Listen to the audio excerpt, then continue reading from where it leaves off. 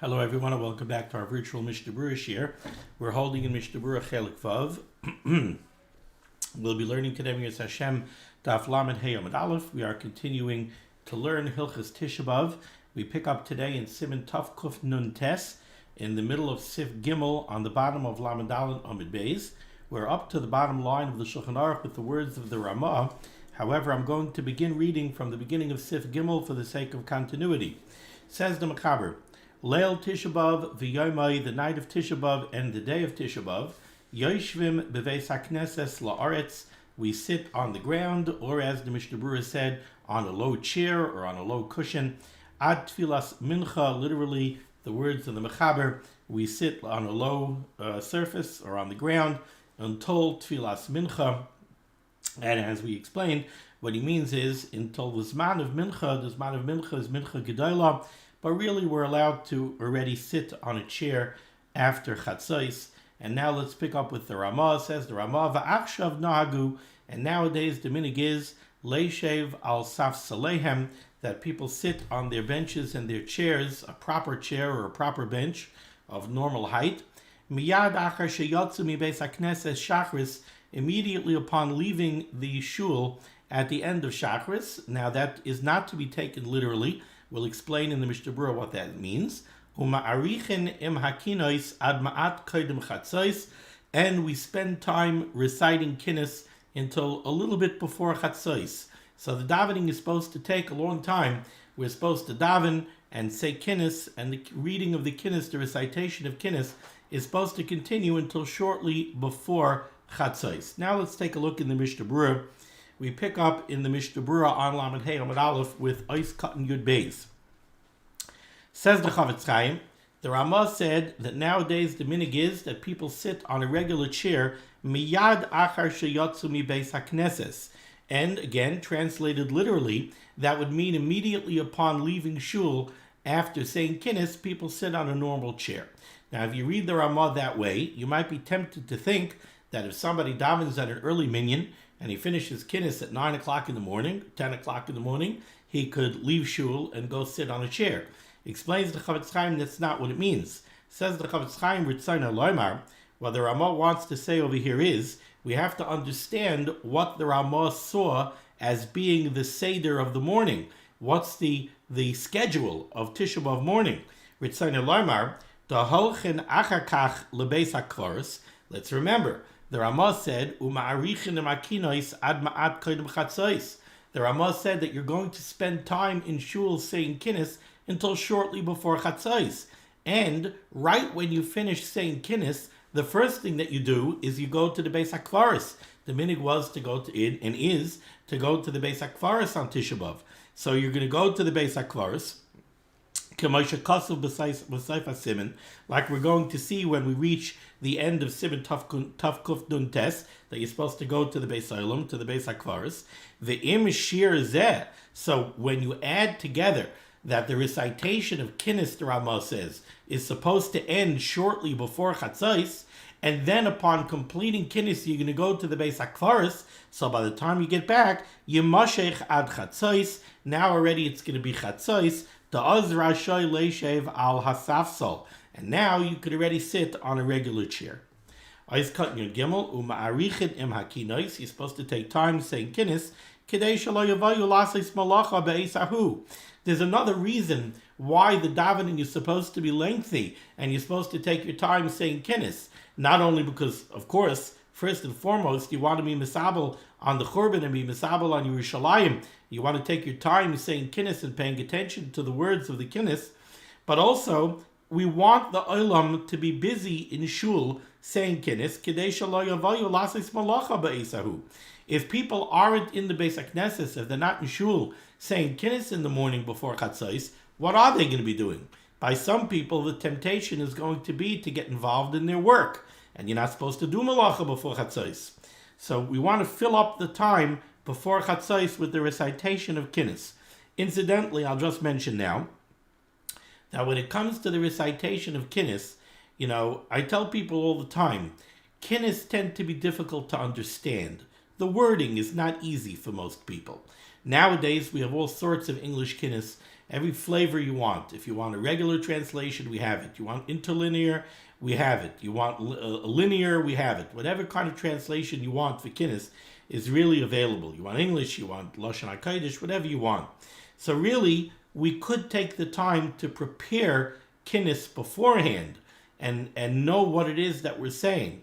But either way, when you're in shul saying kinnis, it would be more important to say the kinnis slowly, look at the translation, see what the words mean, take your time, and if you end up saying less kinnis, but you know what it is that you're saying, ma'at b'kavana, a little bit of kinnis with kavana, with intent, with knowledge of what you're saying, and even more important, with heart.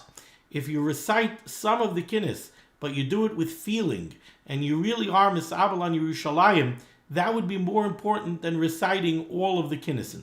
So if it better take time and know what you're saying and saying it with feeling than to say every single kinnis. We could also take time, we could also look at the kinnis in the afternoon as well. Okay, continues the Shulchan Aruch, the end of the top line. Vein madlikin neros balayla. At night when we're in shul, we don't light neros. Now let's remember, we're talking about the mechaber. In the mechaber's time, all of the lights in the Beis HaKnesses were candles, and probably they only lit the neros by night. They didn't light neros during the day. During the day, they probably used natural light. And what the mechaber is telling you is, at night, when normally you would light neros, normally you would put on the lights in the Beis HaKnesses, says the mechaber, ve'ein madlikin neros balayla. We don't light the neros. We don't turn on the lights in shul at night. Ki im ner echad. We only light one candle. Loymar la'oroi kinos ve'echa, to be able to recite kinos and echa by the light of that candle. Explains the Mishnah Berurah is cut yudal ve'ein madlikin. First of all, why would we do this? Why would we dim the lights? Why would we limit the amount of neros that we light? Mishum diksiv b'machashakim hoshivani k'meisei olam. The pasuk in Eicha says that the Rabbeinu Shalom sat us in darkness. Darkness is a symbol of mourning. So it was like we were sitting in the darkness. So Tisha B'Av by night, we take a sit in darkness. Eiskan tesvav ki im ner echad. The words of the mechaber are that we only light one ner. Now the Chavetz Chaim explains that was going according to the minig in the time of the mechaber, where the Shliach Tzibur, the Chazan, he was the one who laid Eicha, and he was the one who said the kinnis out loud, but not everybody recited kinnis. However, says the Chavetz Chaim, Ulefi min hagenu, according to our custom, Shakala kahal oimrim Eicha balachash im hachazan, where everybody repeats, they recite Eicha together with the Shliach Tzibur while the Balkari is laning. They recite it quietly together with the Balkari. V'gam kinos, and also everybody recites kinnis individually. Yesh lahadlik ner echad b'chol shchuna. Then you could light one ner in every area of the Beis HaKnesses. You don't have to have only one candle, then how's anybody else going to read?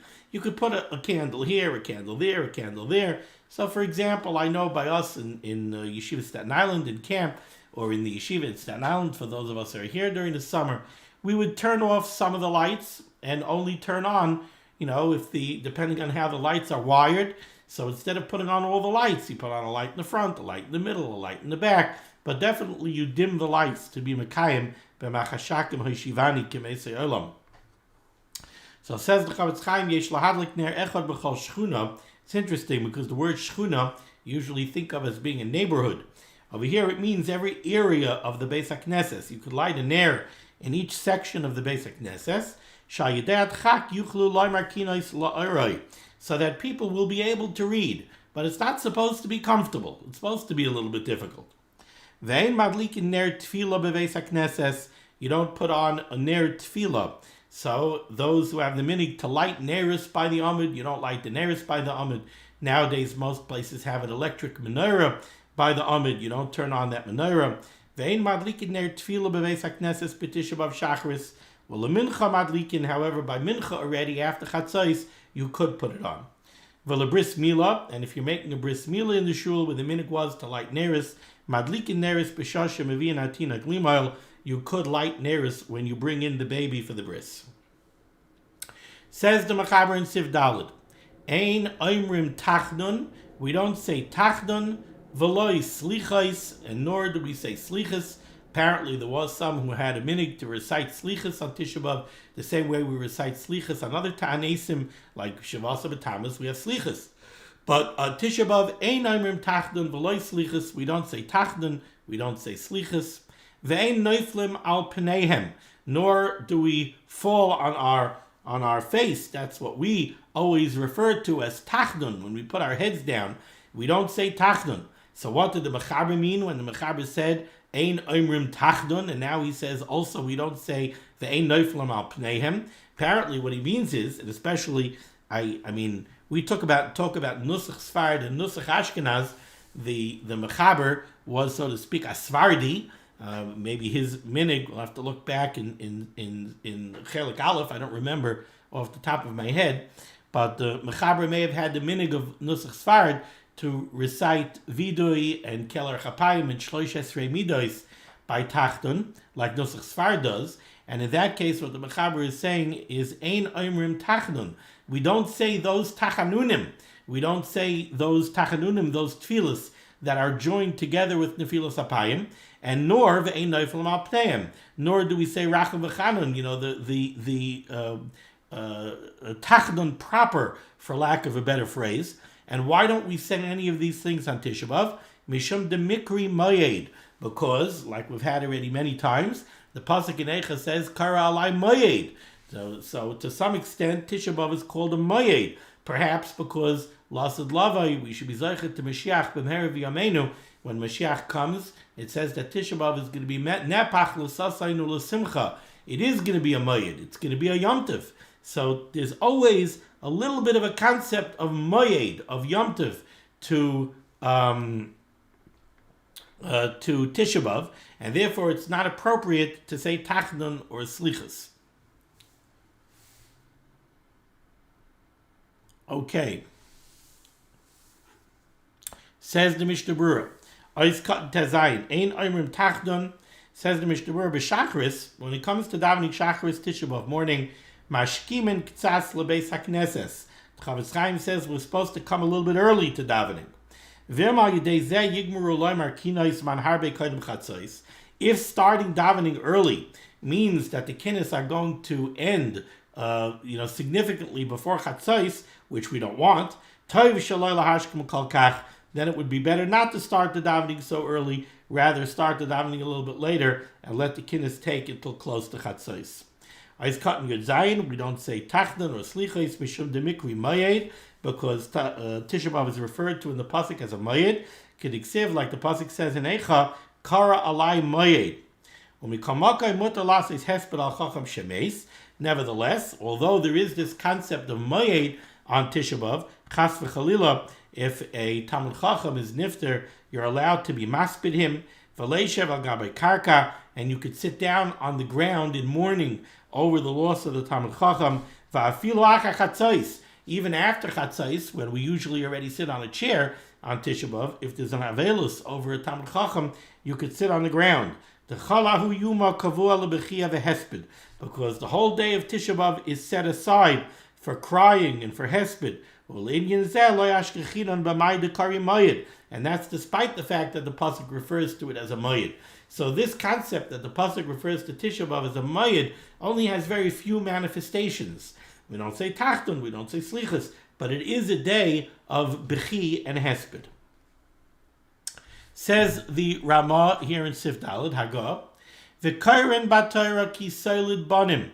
When it's time for Kriyas HaTorah by Shachris, we lay in the parsha of Kisoiled Banim Uvnei Banim in Parshas Va'eschanan, which makes reference to, I was going to take a look at this beforehand, but I forgot to. It makes reference to Chorban, because the pasuk says, "Hayidoisi b'chem hayoim." As the pasuk says that the Klal Yisrael Chas v'Chalila is going to do averis, ve'hishchatem v'asisa pesel tumenas koil. You're going to do wrong in the eyes of Hashem, and you're going to make him angry. And then the pasuk says, "Ki oivei tevedun maher." You'll be destroyed quickly. Me'ala aretz asher atem oivrim es harardein shama l'rishta. You'll be destroyed and you'll be thrown out of Eretz Yisrael. Chas v'chalila. Lo yisarichad yamim alecha ki shamei tishamedun. So the parsha of Kiselid, it tells of, unfortunately, it tells of the Golus. So that's a very appropriate kriya for Tisha B'Av. Umaftirin b'Yirmiyah Seif Asifim. And then we learn for the HaTorah, we learn from Yirmiyah the parsha of Asif Asifim. V'chala kadeshim she'omer machar eicha, and all of the kadeshim, every time in davening that we recite a kadesh shalem, after we have already learned eicha, ad sheyotzim lamachar b'beis hakneses, until we leave shul in the morning on Tisha B'Av, ein oimrim tiskabel, we don't say tiskabel. So, for example, when we daven Ma'ariv on Tisha B'Av night, after Shemona Esrei, when you have a Kaddish Shalem, you say Kaddish Shalem with Tiskabel, because you haven't yet learned Eicha. However, once you learn Eicha, now any time that we have a Kaddish Shalem, we don't say Tiskabel.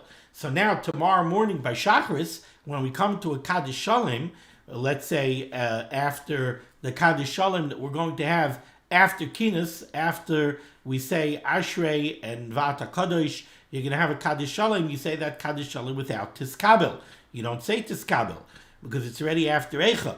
But we leave Shul at the end of davening, at the end of Kinas, when we come back for Mincha, and we have to say a Kaddish Shalom after Chazaras Hashatz by Mincha, then already we say Kaddish Shalom with Tiskabel.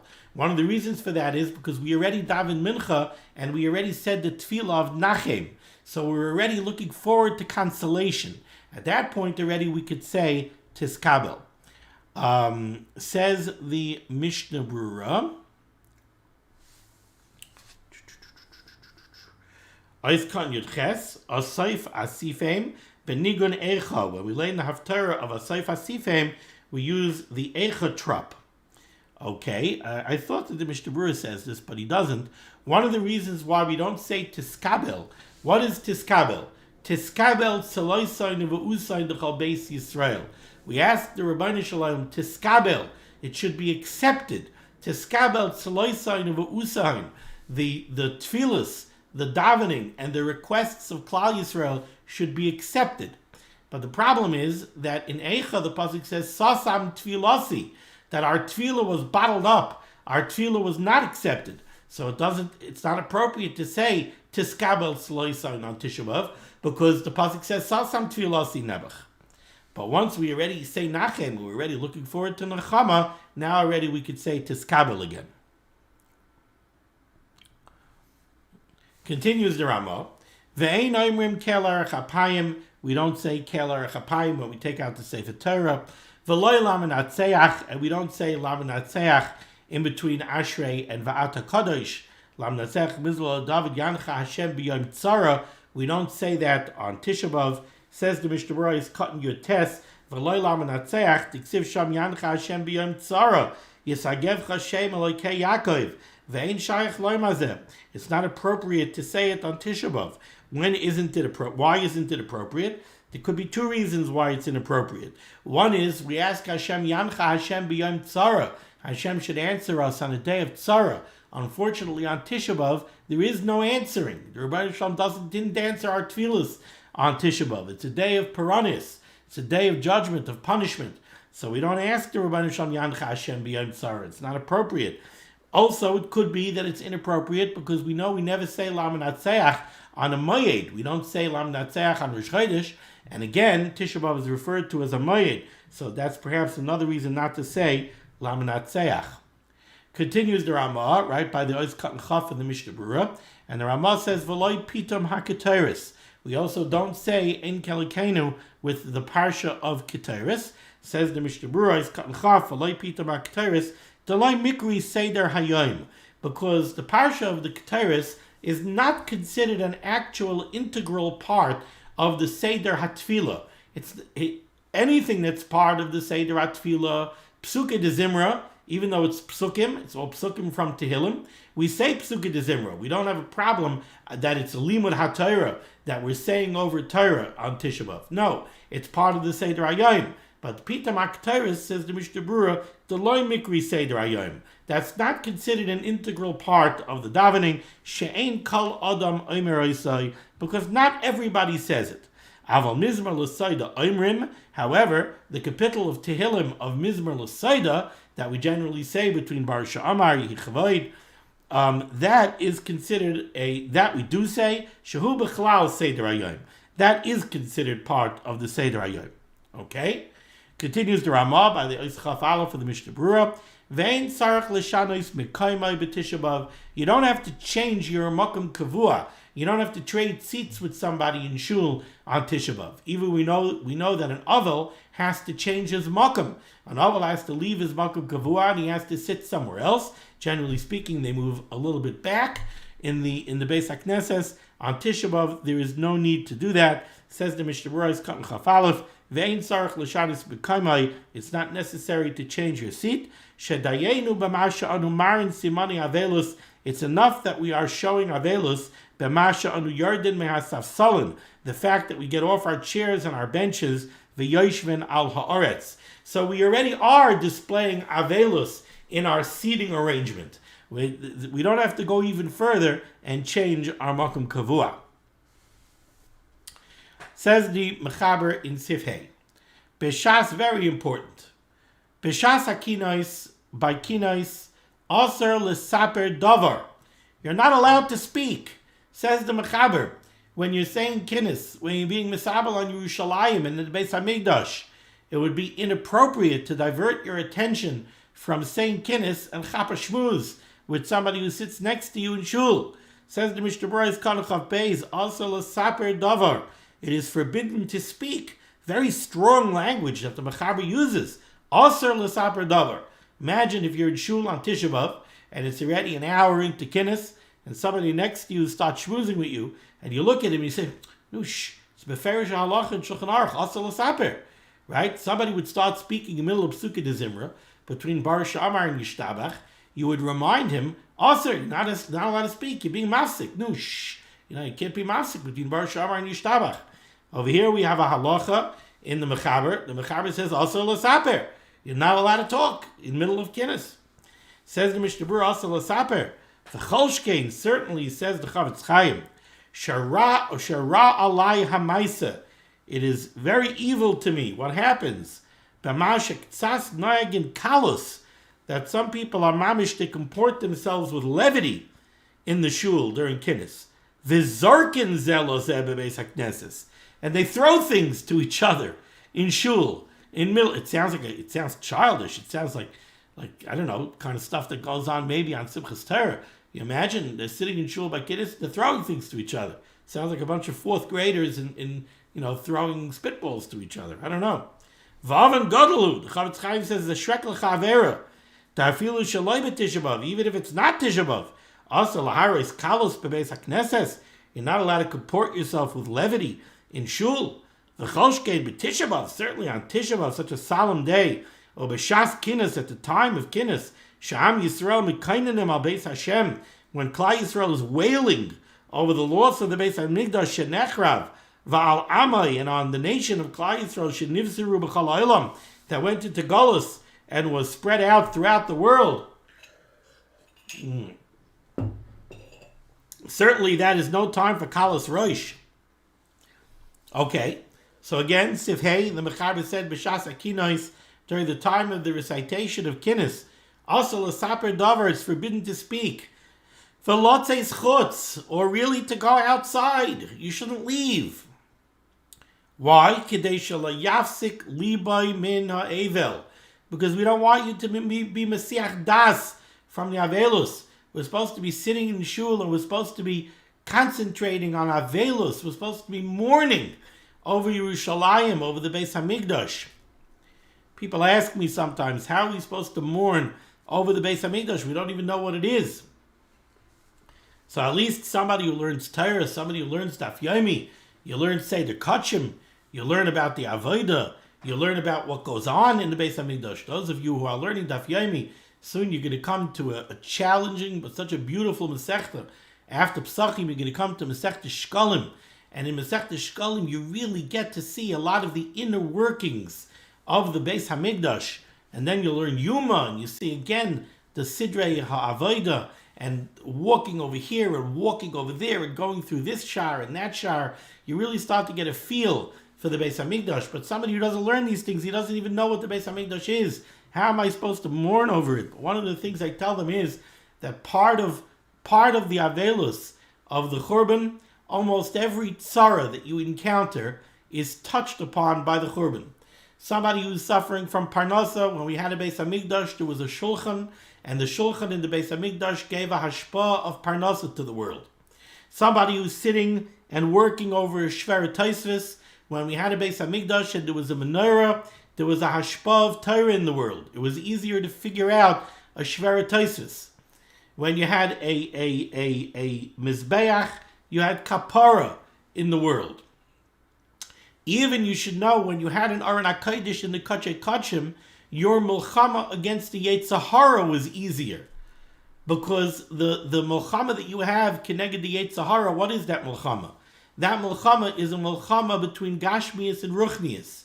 The Aron HaKodesh in the Kachay Kachim was the point of intersection in this world between Ruchnias and Gashmias. You had the luchas in the Aron HaKodesh, v'hamichtav michtav elikimhu charos al haluchais. You had luchais that were physical. You had luchais that were material, that are a davar gashmi. It's stone that was hewn and prepared by Moshe Rabbeinu. So the luchais themselves were ma'aseh yedei adam. They were fashioned by Moshe Rabbeinu. They were dvar gashmi. But v'hamichtav, the writing on the luchais, michtav elikimu charas ala luchais. That was kulay ruchni. That was something that was done by the Rabbeinu Shalom. So this was the point of intersection between ruchnius and gashmius here on this world. And the Gemara tells us that the Aron HaKodesh eina min amida. The Aron HaKodesh didn't take up any physical space in the Kachay Kachim. What does that mean? That means that if you measured the width of the Kachay Kachim, right? If you measured that width, and then you went over to the Aron HaKodesh, and you measured from one side of the Aron HaKodesh to the wall, and you took that measurement, then you went to the other side of the Aron HaKodesh, and you measured from that side of the Aron HaKodesh to that wall. If you took those two numbers and added them together, you got the total width of the Kachay Kachim. How's that possible? What happened to the place where the Aron is? You didn't count that. You counted this side and you added it to that side, but you didn't add what's in the middle. So how could the two sides equal the total width of the Kachay Kachim? Because Aron HaKodesh eina min hamida. It didn't take up any space. I always said, what's Pshat? The Rebbeinu Shalom doesn't make unnecessary nisim. Pshat is that the Aron HaKodesh is eina min hamida because the Aron HaKodesh is ruchni. It's not gashmi. It's not physical. How could it not be physical? It was made out of gold. It was made out of wood. So it is physical. It was made out of physical material, but it was elevated to the ruchni. It became elevated to something that was kulei ruchni. Ruchni doesn't take up space. The neshama doesn't take up space. Where is it? Where could we find it? Where does it live? It doesn't take up space. So the Aron HaKodesh also didn't take up space. But that means that the Aron HaKodesh was very similar to what we are. What are we? We are also a point of intersection of Ruchni and Gashmi. We have a guf that the Rebbeinu Shalom fashioned min ha'adama. We are a dvar Gashmi. Our guf is a dvar Gashmi, but the Rebbeinu Shalom vayipach ba'apav nishmas ruachayim. The Rebbeinu Shalom put into us a neshama. That's Ruchni. So we're also a point of intersection between the Ruchni and the Gashmi. And kol zman we're alive on this world, we have a constant struggle of the Ruchni and the Gashmi. When we had an Aron HaKodesh in the Kachay Kachim in the Beis HaMikdash, that gave a hashpah that made it easier for the Ruchni and the Gashmi to peacefully coexist. When we had a Churban and we lost that, we don't have that hashpah. Al Mechames HaYetzer becomes harder. If you know somebody that's going through Nebuch Le'aleinu or Tzara in Bezdin, whether it has to do with a get or anything else, So we're suffering because of the Churban. We don't have a Bezdin. We don't have a Bezdin of 23. We don't have a Sanhedrin in the Lishkas Hagazis. Whatever it is, whatever tzara a person has, it's all affected by the Churban. So whatever you have in your life to cry over, you can cry over it on Tisha B'Av, because it's all affected by the Churban bias. Okay. Says the Mechaber. So the Mechaber said, "B'shas hakina isasel l'saper dava v'losis chutz kedei shel yafsik libo min ha'evel." Continues the Mechaber, "V'chol shekein shaloi l'suach ha'movid kechavim." Certainly, it's not a time to go out into the hallway of the shul and chaper shmuz with the worker, with the non-Jewish worker. Says the Mishnah Berurah Chav Gimel, "De bazeh vaday masiach taitay min ha'avelus." Then you're definitely going to be masiach das from the avelus. You're speaking to a non-Jew who has no concept of mourning over the Churban. Adarabah, he could be happy for the Churban. So certainly that's going to take you away from the Avelus. You're talking to somebody who can't even conceptualize what we're mourning over. Okay. Sivav. Im yesh avel ba'ir. If nebuch lo'eleinu, if there's somebody who's an avel on Tisha B'Av, halech balaylo lebeis hakneses. The Mechaber says, even though an avel generally doesn't leave his home, but the avel could go to shul Tisha B'Av by night, v'gam by Yomi, and so too by day he could go to shul ad sheyigmar kinois until after kinois. Says the Mishnah Berurah, Ois Katan Chav Daled, Im yesh avel be'ir. Says the Chavetz Chaim, Hainu afilu tosh shlosh yamim. This means even during the first 3 days of Avelus. Usually, the Brisa tells us that an avel during the first 3 days of Avelus is not allowed to leave his home, even if he's going to another base avel. After the 3rd day of Avelus, the avel could leave his house to go to another base avel. But for the first 3 days, he doesn't even leave his house to go out to another base avel. Over here on Tisha B'Av, says the Chavetz Chaim, according to the Mechaber, Hainu afilu tosh shlosh yamim. An avel could leave his house and go to shul even during the first 3 days of his Avelus. V'after shar avel aser lotzeis tosh shlosh yamim afilu lebeis avel acher. Even though a regular avel generally doesn't leave his house during the first 3 days, even to go to another base Avelus, Hacha over here on Tisha B'Av, Kevan de Kulam Avelim, when everybody is in Avelus, Kil Tvei. It's more mekel. Now this comes from, I believe, a Magen Avram, and he's coming off of a Brisa, where the Brisa seems to say that we're all in Avelus on Tisha B'Av, and we're all like Avelim during the first 3 days. We're all like Avelim during the more Chomer part of Avelus, and therefore there's no harm in coming to the shul.